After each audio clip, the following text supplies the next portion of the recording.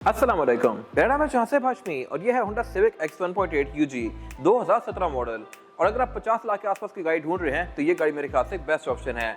इस तरह से कि सिविक एक तो लुक्स के लिहाज से काफ़ी खूबसूरत है और दूसरा ये कि 50 लाख के आसपास आपको अब सिटी, यारिस, स्विफ्ट वगैरह इस तरह की गाड़ियाँ मिलती हैं जो कि साइज़ के लिहाज से छोटी भी हैं, फीचर्स के लिहाज से कम इक्विप्ड भी हैं, पावर के लिहाज से लो भी हैं। तो मेरे ख्याल से ये गाड़ी टोटली एक वर्थ इट ऑप्शन है 50 लाख के आसपास। और यही वजह है कि ये गाड़ी पाकिस्तान में भी आजकल बहुत ज़्यादा पॉपुलर हुई भी है। आनी ये गाड़ी काफ़ी कम पैसों से शुरू हुई थी जब ये शुरू में लॉन्च की गई थी पाकिस्तान में 2016 में, लेकिन with the passage of time ये कुछ महंगी होते 50 लाख के आसपास पहुंच गई है। बट स्टिल ये गाड़ी अभी भी वैल्यू फॉर मनी है। किस तरह से ये सब मैं कवर करूंगा आगे इस रिव्यू में। फिलहाल अगर बात कीजिए स्पेसिफिक गाड़ी की तो ये इस्लामाबाद रजिस्टर्ड है और इसकी डिमांड 51 लाख है। ये सेकंड मोटरस्पोर्ट के पास अवेलेबल है और अगर आपने इसके बारे में कोई इन्फॉर्मेशन लेनी है तो आप दिए गए नंबर पर कॉल कर सकते हैं या फिर आप सेकंड मोटरस्पोर्ट को विजिट कर सकते हैं जो कि रावलपिंडी में DH2 क्रिकेट बंद के ऑपोजिट लोकेटेड है। हमारी एक और ब्रांच भी है रावलपिंडी में मरी रोड पे। Overall, it's a good car and today I'm going to review it.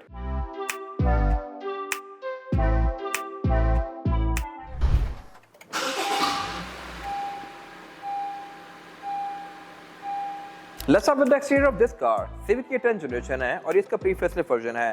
Pakistan में 2016 में आना शुरू हुई थी और फिर इसको 2019 के मिड में जाके फेसलिफ्ट भी कर दिया गया था। ये प्री फेसलिफ्ट है और वाइट मीटर वाली गाड़ी है। ये एक्जैक्टली क्या है मैं कवर करूंगा आगे जाके। फिलहाल अगर बात कीजिए इस गाड़ी की लुक्स की तो लुक्स के लिहाज से इसके पूरे नंबर हैं, लेकिन हेडलाइट इस गाड़ी की हेलोजन में थी। ये मेरे ख्याल से एक वियर्ड चीज़ है।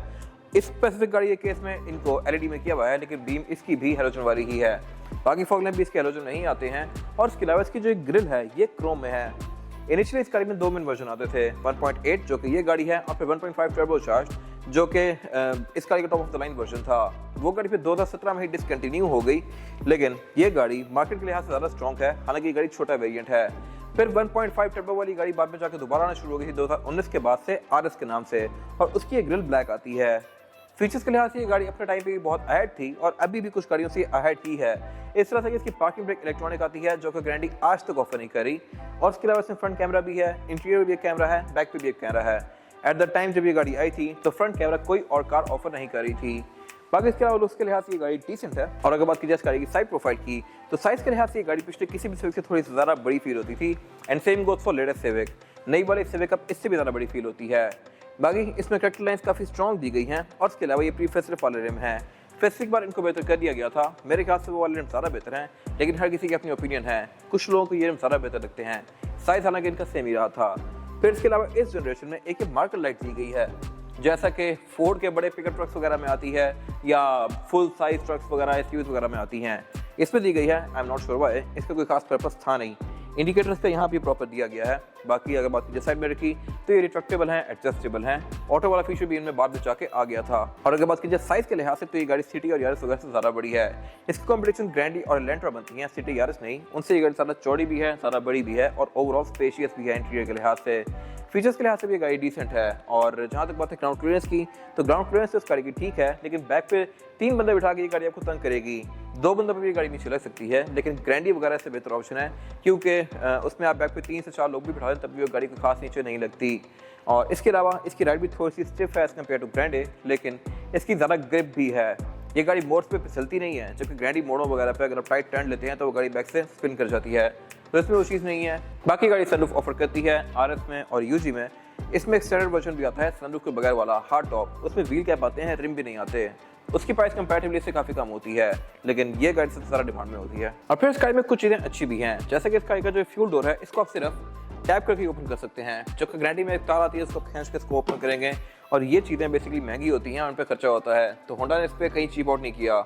आप अगर इसको लॉक भी करते हैं गाड़ी को तो ये लॉक हो जाता है। बाकी इसके अलावा इसमें क्वार्टर ग्लास वगैरह आता है। रूफ की स्लोपिंग शेप में है जो कि डिग्गी तक ही कंटिन्यू कर जाती है स्पोर्ट बैग कार्स की तरह, बट यह है स्पोर्ट बैग नहीं, प्रॉपर सेडान है। और इसमें एंट्री और एग्जिट मेरे ख्याल से थोड़ा सा मुश्किल है। आप बैठते इसमें साइन से जाते हैं, लेकिन निकलते हुए गाड़ी आपको थोड़ा सा तंग करती है। आपकी बैक भी लॉन्ग टर्म में जाके थोड़ा सा दर्द करना शुरू कर सकती है, तो ये सिर्फ एक ड्रॉबैक है। बाकी यहाँ सब कुछ फिट है। और जहाँ तक बात है इस गाड़ी के रेयर एंड की तो ये भी लुक्स के लिहाज से डिसेंट है और इस गाड़ी में 2 मेन बॉडी टाइप्स आती हैं। एक तो ये सेडान और फिर इसमें एक हैचबैक वाली गाड़ी भी आती है। हैचबैक वाली कार का रिव्यू भी मैंने ऑलरेडी अपने चैनल पे पोस्ट किया हुआ है। वो गाड़ी 1000 सीसी टर्बो आती है, ये गाड़ी 1800 है और इसमें पे टॉप ऑफ लाइन 1.8 ही है। बाकी इसके अलावा इसकी डिग्गी को अनलॉक करने के लिए यहाँ पे एक इलेक्ट्रॉनिक रिलीज दिया गया है और अगर इसकी फिजिकल की आप डिग्गी के अंदर रख के डिग्गी को बंद करते हैं तो ये बंद नहीं होगी, ये दोबारा खुल जाएगी लाइक दिस। ये चीज़ भी आपको ना एलेंट्रा में मिलती है ना ग्रैंडे में मिलती है। तो यहाँ भी होंडा ने काफ़ी वर्क किया है। बाकी ये गाड़ी प्रॉपर स्पेयर टायर ऑफर करती है, लेकिन यहाँ पे एक चीज़ कम है और वो है इसकी रेयर बेंचेस फोल्डेबल नहीं है। बाकी इसमें प्रॉपर स्पेयर टायर भी ऑफर होता है और इसके अलावा यहाँ पे दो चीज़ें कम हैं। एक तो इंसुलेशन जो कि फेसलिफ्ट के बाद से आना शुरू हुई थी, इस वाली गाड़ी में नहीं थी, ये मेरे ख्याल से वेट चीज़ है। और इसके अलावा इस गाड़ी की रेयर बेंचेस फोल्डेबल नहीं है, इनकी स्ट्रिप वगैरह नहीं आता, ये फिक्स ही हैं, जबकि ग्रैंडे और एलेंट्रा दोनों के रेयर बेंचेस फोल्डेबल आते हैं। इसके अलावा बाकी बम्पर ये प्री फेसलिफ्ट वाला है, फेसलिफ्ट वाले में काफी सारा क्रोम आ गया था। और अब अगर बात की जाए इस गाड़ी के इंटीरियर की, तो ये भी इस कैटेगरी में मेरे ख्याल से सबसे खूबसूरत है। एलेंट्रा का इंटीरियर सबसे बोरिंग है, ग्रैंडी का फिर कुछ बेहतर है, लेकिन इस गाड़ी के मुकाबले का नहीं है। ये 2016 में भी इंटीरियर इतना ऑफर गई थी कि ये आज भी ऑब्सोलीट नहीं लगता। इंटीरियर में कलर टोन इस गाड़ी के उस टाइम पे एक ही आ रही थी, जबकि अब इसमें दो ऑफर हो रही हैं और अब 2025 में तो 3 ऑफर हो रही हैं।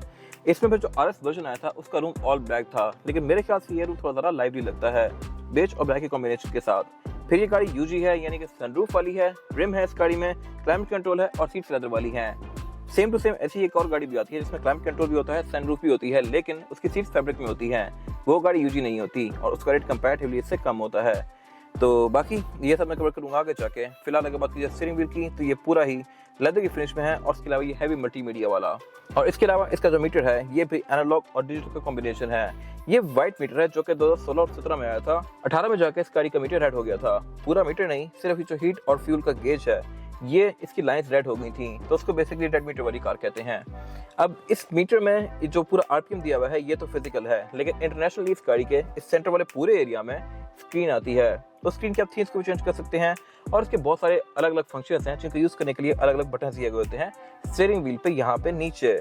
अब इसके स्टीयरिंग के जो मल्टीमीडिया वाले बटन है इनके नीचे एरिया देखें और साइड पे देखें तो ये काफी सारा एरिया खाली है। यहाँ बेसिकली वो वाले कंट्रोल्स आते हैं जो कि पाकिस्तान में ऑफर ही नहीं किए गए। खैर इसके अलावा इसके मीटर की जो हाउसिंग है ये पूरी चीप प्लास्टिक है, मेरे ख्याल से बेहतर हो सकती थी, लेकिन बाकी डैशबोर्ड इसका लुक्स के लिहाज से डिसेंट है। एयरवेंट्स वगैरह भी इसके नॉर्मल से हैं, UG में इसमें क्रोम आता है और इसके अलावा इसका जो मल्टीमीडिया है ये भी फीचर्स के लिहाज से डिसेंट है। इसमें ब्लूटूथ, ऑक्स, नेविगेशन, USB ये सब चीज़ें आती हैं, आप CD भी डाल सकते हैं। कैमरास इसमें 3 हैं, एक फ्रंट पे, एक ये रहा सेंटर में, एक बैक पे। इसका जो RS वर्जन आता है उसमें स्क्रीन भी 2 आती हैं और कैमरास 4 आते हैं। एक स्क्रीन यहाँ पे, एक वेब पैसेंजर स्क्रीन यहाँ पे होती है जो कि इस वाली गाड़ी में है ही नहीं। बाकी इसके अलावा क्लाइमेट कंट्रोल इसमें सिंगल जोन है, ये ऑटोमेटिक है, नीचे इसकी ये ड्रॉर्स वगैरह दी गई हैं। गेयर सिलेक्शन है इसमें PRND स्पोर्ट्स और लोड, जबकि इससे पहले ट्रांसमिशन इसमें ट्रांसमेटिक आ रही थी और उसमें D3, 2 और 1 होती थी। ये वाली ट्रांसमिशन कंपैरेटिवली ज़्यादा फ्यूल इकोनॉमिकल भी है और परफॉर्मेंस के लिहाज से भी ठीक है। इसके साथ यहाँ पे इसका ब्रेक होल्ड दिया गया है, पार्किंग ब्रेक दी गई है जो कि इलेक्ट्रॉनिक है और इलेक्ट्रॉनिक पार्किंग ब्रेक इस टाइम पे पाकिस्तान में ये पहली गाड़ी थी जिसने ऑफर की थी। एलेंट्रा में फिर कुछ टाइम बाद जाके अब आना शुरू हुई है, ग्रैंडे में आज तक नहीं आ रही। और इसके अलावा फिर यहाँ पे कुछ ब्लैंक स्विचेस दिए गए हैं। उससे पीछे इसका सेंटर कंसोल दिया गया है जो कि अब तक किसी भी सिविक में सबसे ज़्यादा स्पेशियस है और इसका जो आर्म रेस्ट जो प्रो वाला ये भी स्लाइडिंग में है। सीट्स इसकी लेदर की फिनिश में है ये मैनुअली एडजस्टेबल और सेम लेदर इसका डोर्स के अंदर भी कंटिन्यू किया गया है। डोर लॉकर ड्राइवर और पैसेंजर दोनों के पास हैं, दोनों ही फ्रंट विंडो सिंगल टैप वाली हैं और इसके अलावा बाकी इसके साइड मिरर भी रिट्रैक्टेबल हैं जिनको मैं गाड़ी के अंदर से ही फोल्ड अनफोल्ड कर सकता हूँ। पोस्ट स्टार्ट भी ये गाड़ी ऑफर करती है, ट्रैक्शन कंट्रोल भी इसमें है और जहाँ तक बात है रूफ की तो इसमें वैनिटी मिरर्स भी आते हैं ड्राइवर और पैसेंजर दोनों के लिए। सनरूफ इसमें दी गई है। इसके बाद अगर बात की जाए पैसेंजर की सीटिंग कैपेसिटी की तो इसमें 2 ही लोग कंफर्टेबली बैठ सकते हैं। 3 लोग आना चाहे तो आ सकते हैं, लेकिन फिर ज़्यादा कंफर्टेबल नहीं होंगे क्योंकि यहाँ पे सेंटर में एरिया फ्लैट नहीं है, हम्प दिया गया है। लेगरूम यहाँ पे सफिशिएंट है, हेडरूम का भी कोई खास इशू नहीं है और अमेनिटीज भी यहाँ पे डिसेंट हैं। रेयर पैसेंजर्स के इसमें टाइम कंट्रोल के वेंट्स दिए गए हैं और ये चीज़ भी ग्रैंडी में नहीं ऑफर हो रही इवन आज तक। और इसमें फिर ये सीट बेल्ट दी गई हैं, एज इसके पोर्ट्स दिए गए हैं, आर्मरेस्ट दिया गया है जिसको निकाल के मैं एज एन आर्मरेस्ट यूज़ कर सकता हूँ और इसमें 2 कप होल्डर्स भी हैं। और इसके अलावा बाकी बैक पे भी इसके डोर्स लेदर के ही हैं। कुछ गाड़ियाँ यहाँ पे चीप आउट कर जाती हैं जैसा कि इवन स्पोर्टेज भी, उसमें फ्रंट पे लेदर होता है, बैक पे चीप प्लास्टिक होता है, तो इसमें वो चीज़ नहीं की गई। बाकी इसके अलावा एयरवेंट्स इसमें सेंटर में तो हैं ही, लेकिन पाँव पे भी हैं। पाँव वाले एयरवेंट्स का बहुत ही कम लोगों को पता होता है क्योंकि ऑब्वियसली बंदा बैक पे जूते पहन के बैठता है, लेकिन आप अगर वैसे इसकी सीट उतार कर देखें तो इसमें नीचे एयरवेंट्स हैं। और इंजन इस गाड़ी में 2 मेन ऑफर होते हैं, 18 सीसी और 15 सीसी। ये 18 सीसी है और ये गाड़ी 138 हॉर्स पावर प्रोड्यूस करती है। इसमें जो 15 सीसी वाला टर्बो वर्जन आता है वो गाड़ी बहुत ज़्यादा तेज है, वो 178 हॉर्स पावर प्रोड्यूस करती है और बहुत ज़्यादा तेज है as compare to this car. ये गाड़ी एवरेज आपको तकरीबन 10-12 तक की देगी जो कि कैटेगरी के लिहाज से नॉर्मल है, बाकी भी गाड़ियाँ आपको इतनी ही देती हैं, लेकिन ग्रैंडी सीसी एवरेज थोड़ी सी बेहतर ही होती है। ट्रांसमिशन इसमें CVT आ गई थी सिविक एक्स में ही, इससे पहले इसमें ट्रांसमिशन प्रॉस्मेटिक आ रही थी। बाकी इसके अलावा इसमें ABS, traction control, drive modes वगैरह ये सब चीज़ें आती हैं, लेकिन बोनट ओपन इस गाड़ी का स्टैंड से होता है। इसमें इंस्टॉलेशन तो दी गई है, लेकिन बाकी यहाँ पे कोई खास कवरिंग्स नहीं है। अगर होती तो मेरे ख्याल से अच्छी बात थी। आपको यहीं से खड़े होकर इसके सारे फेंडर की शील्डें वगैरह भी नजर आती हैं। ये वियर्ड चीज़ है। और अब अगर बात की जाए टायर साइज की, और टायर साइज ऑफर करती है सिविक की है 215, 55 और 16। ये 16 इंचेस का रिम है जो कि प्री फेसलिफ्ट वाला है। ये ऑलमोस्ट पूरा ही एल्यूमिनियम की फिनिश में है और इसके बीच में कुछ ये ग्लॉस ब्लैक की फ्रिल्स दी गई हैं।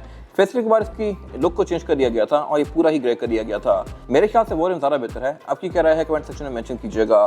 टायर्स में मिशेलिन का है जो कि ऑलमोस्ट ब्रांड न्यू है। ये था आज का रिव्यू। अगर आपको ये रिव्यू पसंद आया है तो इसको लाइक कीजिए, मेरे चैनल को सब्सक्राइब कीजिए, और अगर आपके पास इस गाड़ी से रिलेटेड कोई राय है तो उसको कमेंट सेक्शन में शेयर जरूर कीजिएगा, ताकि वो लोग जो गाड़ी लेने वाले हैं वो आपकी राय से फायदा उठा सकें। अपना ख्याल रखिएगा। Thank you.